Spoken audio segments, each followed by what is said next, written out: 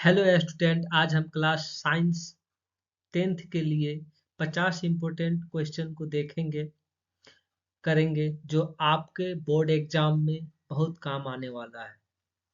Question 1 से लेकर 50 तक क्वेश्चन 1 से लेकर 50 तक हर क्वेश्चन को ध्यान से समझिए और अपने स्कोर को इम्प्रूव कीजिए।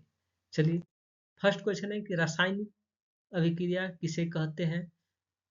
आंसर में होगा वह प्रक्रिया जिसमें एक या अधिक पदार्थ नए पदार्थ में बदल जाते हैं उसे रासायनिक अभिक्रिया कह सकते हैं। यह ऑब्जेक्टिव टाइप क्वेश्चन है, इस तरह से आप याद कर सकते हैं।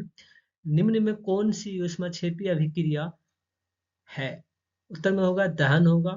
नेक्स्ट होगा तीसरा, जंग लगना किस प्रकार की अभिक्रिया होती है। ऑक्सीकरण अभिक्रिया होती है। प्रकाश संश्लेषण में कौन सी गैस अवशोषित की जाती है। प्रकाश संश्लेषण में कौन सी गैस अवशोषित की जाती है। उत्तर होगा कार्बन डाइऑक्साइड। मानव हृदय में कितने कक्ष होते हैं। उत्तर होगा 4। उत्तर में आप 4 लिखिएगा। रक्त का लाल रंग किसके कारण होता है। हीमोग्लोबिन के कारण होता है। विद्युत धारा की एसआई इकाई क्या है। एम्पियर होगी। ओम का नियम किससे संबंधित है। विद्युत धारा और विभवांतर से। पौधे में जल का परिवहन किस ऊतक द्वारा होता है। तो जाइलम के द्वारा होता है। मनुष्य में श्वसन का मुख्य अंग कौन सा है। तो फेफड़ा। इस तरह से आप क्वेश्चन को जब पढ़ते हैं तो जल्दी से याद होने के लिए ऑब्जेक्टिव टाइम में क्या होता है, टाइम वेस्ट हो जाता है और इस तरह से आपको बहुत सारे क्वेश्चन का ज्ञान हो जाएगा। मनुष्यों में श्वसन का मुख्य अंग कौन सा है। तो फेफड़ा होगा। 11 में है अम्ल नीले लिटमस पेपर को किस रंग में बदल देता है। तो लाल में।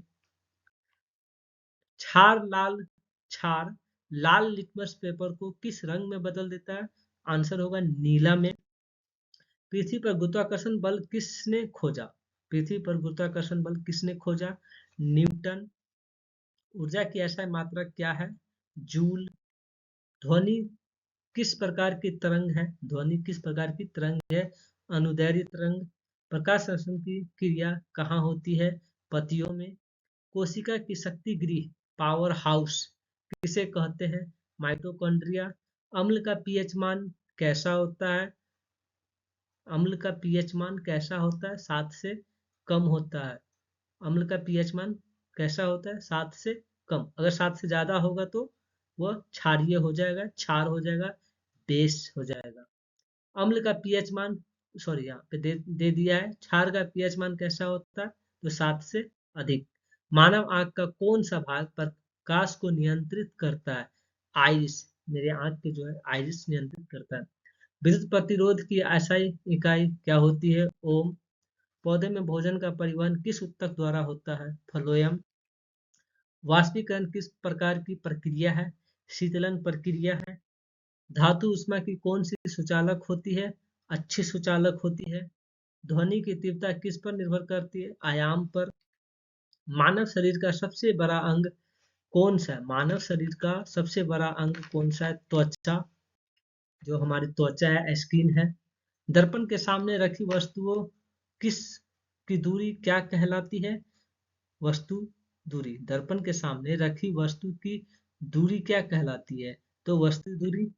ऊर्जा संरक्षण का नियम किससे संबंधित है। ऊर्जा नष्ट नहीं होती, केवल रूप बदलती है, मतलब एक रूप से दूसरे रूप में रूपांतरण होती है। प्रकाश का अपवर्तन किस कारण होता है। माध्यम बदलने के कारण होता है। जीवों के मूल संरचनात्मक इकाई क्या है। कोशिका। विद्युत शक्ति की एसआई मात्रा क्या है। वाट। मानव नेत्र में रेटिना का कार्य क्या है। प्रतिबिंब बनाना। प्रकाश संश्लेषण के लिए ऊर्जा कहाँ से मिलती है। सूर्य के प्रकाश से। धातु को पीटकर पतली चादर बनाने का गुण क्या कहलाता है। आघातवर्धनीय या मेलेबिलिटी। रक्त में ऑक्सीजन का परिवहन कौन करता है। हीमोग्लोबिन।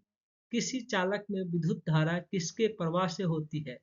इलेक्ट्रॉन के प्रवाह से होती है। किसी चालक में विद्युत धारा किसके प्रवाह से होती है। इलेक्ट्रॉन के प्रवाह से होती है। पाचन की प्रक्रिया कहाँ पूरी होती है। छोटी आंत में। उत्तल दर्पण में बना प्रतिबिंब कैसा होता है। आभासी और सीधा होता है हमेशा। ध्वनि की आवृत्ति की एसआई मात्रक या एसआई इकाई क्या है। हर्ट्ज। H Z. अम्लीय विलयन का स्वाद कैसा होता है? खट्टा होता है। पौधों में गैसों का आदान प्रदान किसके द्वारा होता है? रंध्रों के द्वारा होता है। विद्युत ऊर्जा को यांत्रिक ऊर्जा में बदलने का उपकरण क्या है? विद्युत मोटर। जीवों में वंशानुगत गुणों का वाहक क्या है? जीन। साबुन जल में झाग क्यों बनाता है? क्योंकि उसमें सरफेक्टेंट गुण होता है।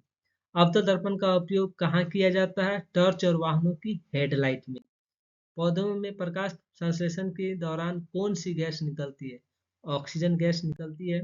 विद्युत परिपथ में फ्यूज का उपयोग क्यों किया जाता है? अधिक धारा से सुरक्षा के लिए। मनुष्य में उत्सर्जन का मुख्य अंग कौन सा है?